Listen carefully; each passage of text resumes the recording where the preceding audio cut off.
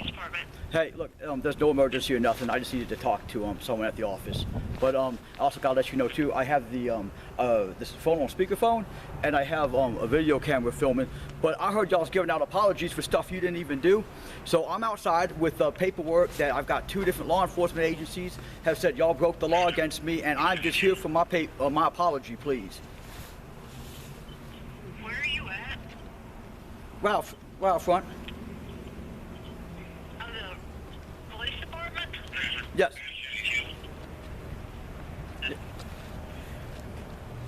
I don't see you. I'm right in the parking lot. I mean, like, I'm not like right in front of the door or nothing. I'm out the way. I can see the front of the administration building. I can see the flags. Like, right across from the John Radford house.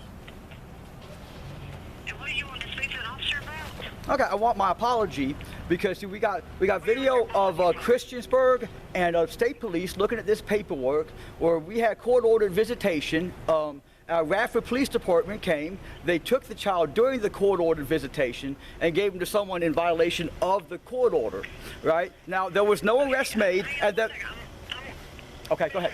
I'll put you on a brief hold and let you speak with an officer by phone. Hang on 1 second. Ah, thank you.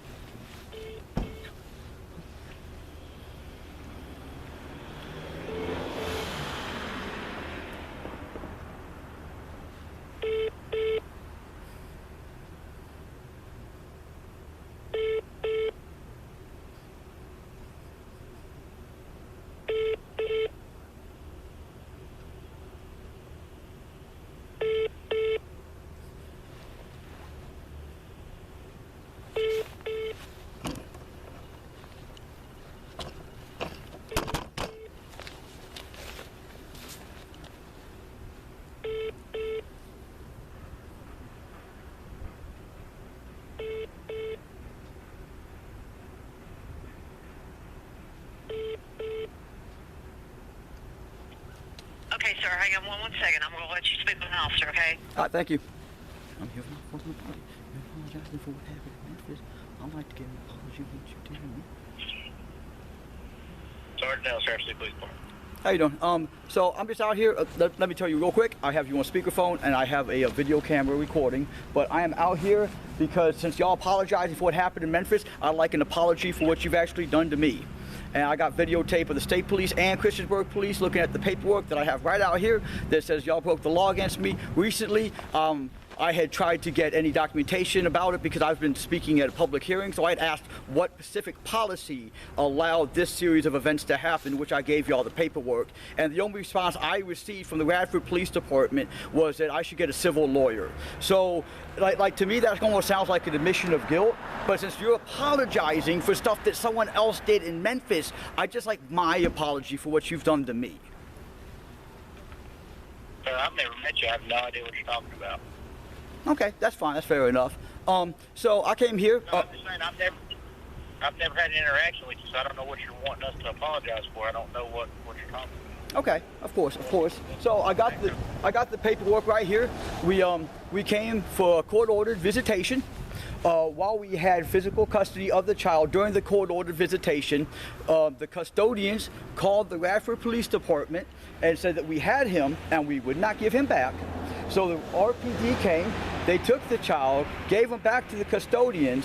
Now, everything's in the paperwork except when I tell you we did this under the threat of arrest. If we did not comply, we was going to be arrested. That's not in the paperwork, but everything else is. So after they take custody of the child back to the custodians, RPD takes us to the courthouse where we file a show cause. So the fact that we filed a show cause means we had custody of the child in the police report until RPD showed up. Then we no longer had custody of the child where we're filing a show cause. And the fact that we're filing a show cause means that it was under duress. What's your first name, Mr. Ashley? John. When did all this happen? This is going to be 1/14/09. 1409. You know what? Hold on. I'm sorry. I'm sorry. That was 2/20/09. Many years ago, before I was even affiliated with the police department. Department. Well, let me just tell you this, sir. Let me just tell you this. Because of this series of events, with these people being able to take my child and never allow us to have our court-ordered visitations, I've moved out here. I've been out here with almost 15 years now with no family. I've had multiple suicide attempts. I have begged so many people to help me, and no one seems to care at all. I've asked Radford Police Department to go speak to the mental aid. No, listen, I've asked RPD to go address the mental health board and explain to them their policy of not investigating an abduction, which is taking control of someone by violence, threat of violence, or deception, if the deception is under oath to a family court judge. So the mental health agency thinks that if I can actually prove an abduction, the police will do something, but they won't. And I've asked Radford Police Department, because they have their meetings in Radford, to come down there and address more on that, and you've also refused to do that.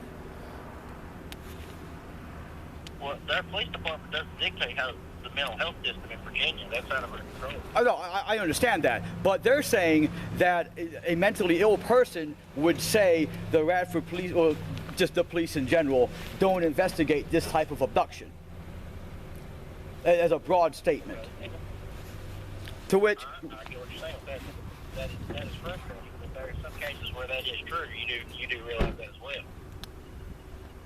Well, yeah, exactly. And that's what needs to happen. There needs to be honesty and transparency about it. And that was one of the things I was doing when I was in contact with RPD recently via email, was I was trying to get copies of this, whatever policies seem to make these series of events okay, so I can address the city council meetings and say, hey, look, this policy right here, this is what I have a problem with. Why do we need this? Like, I don't understand why you need a policy that says when DSS does not tell you to take the child and the parents aren't arrested, why can the police take the child from whoever has court-ordered custody and give it to someone else?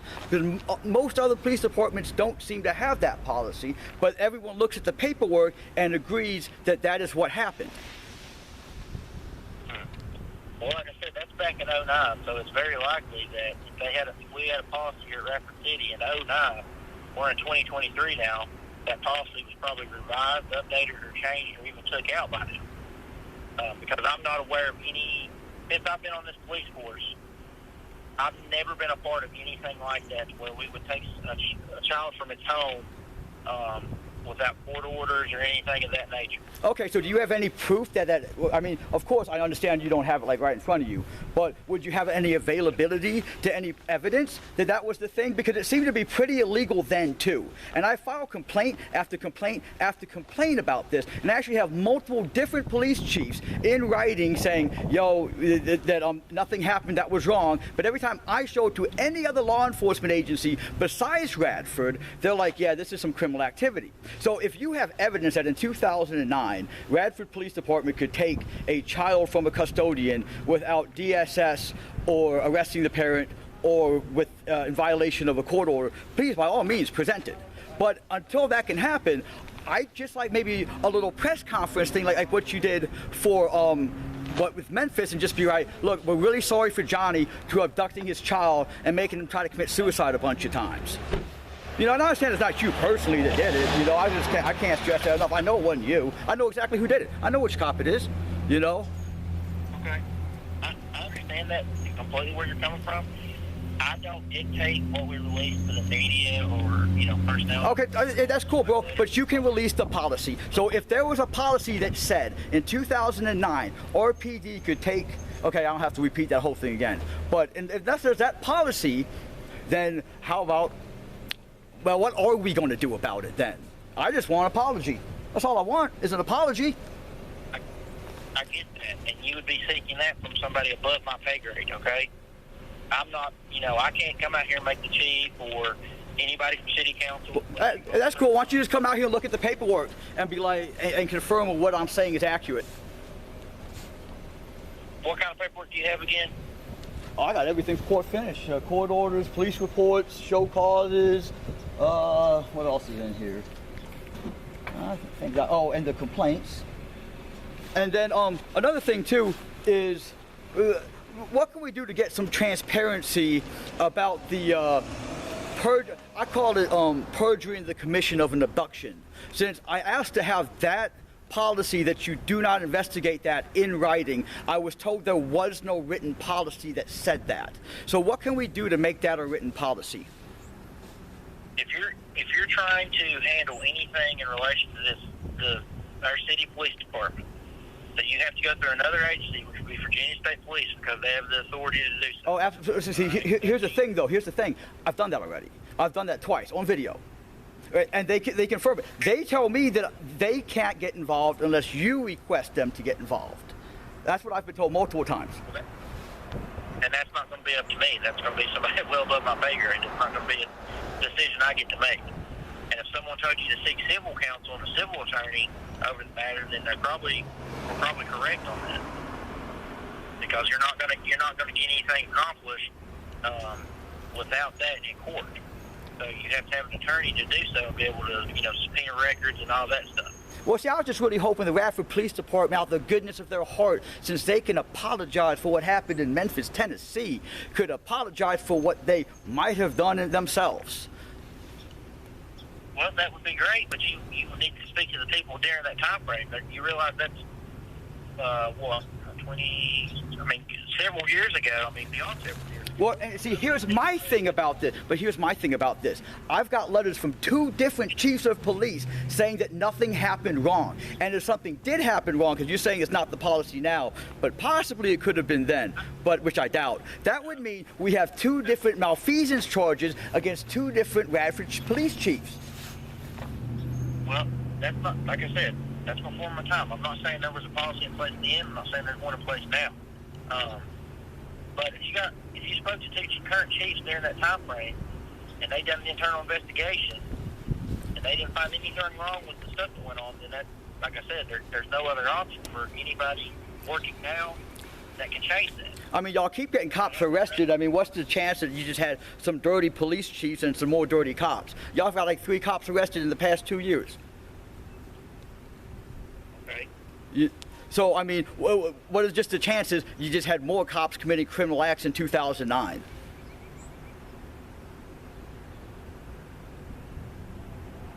I don't know, sir. That's like I said, I wasn't even here associated with that police department. How about we find someone who can talk about this? If you want to go back into dispatch and see if a captain or somebody will come speak to you, then probably, but I can tell you right now, I don't even know if my chief of police is in. He's not going to come out there and talk to you in person about these allegations. That's not how that works. Well, I've tried multiple other avenues, but how do I get to speak to him about this? Because, I think it's wrong when people's like, well, anyway, go ahead. See, just go ahead.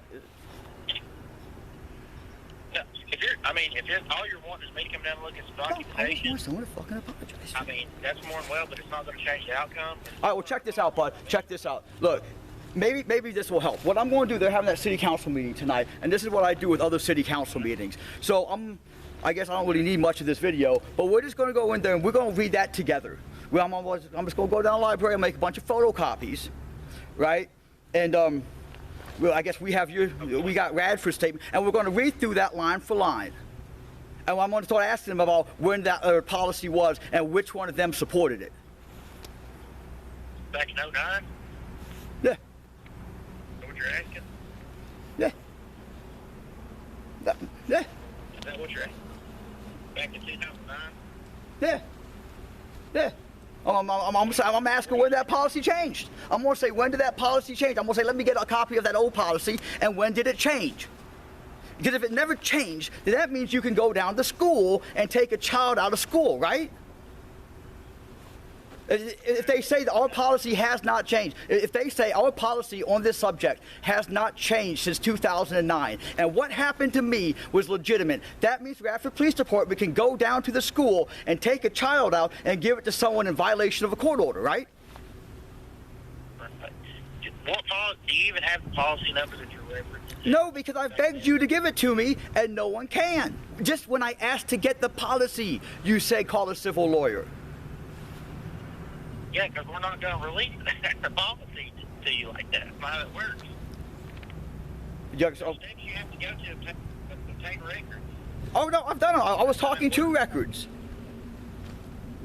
Records, what I'm saying is, we're not gonna give you a city policy from the police department. We're not just gonna walk out there and hand it to you. That's not how that works.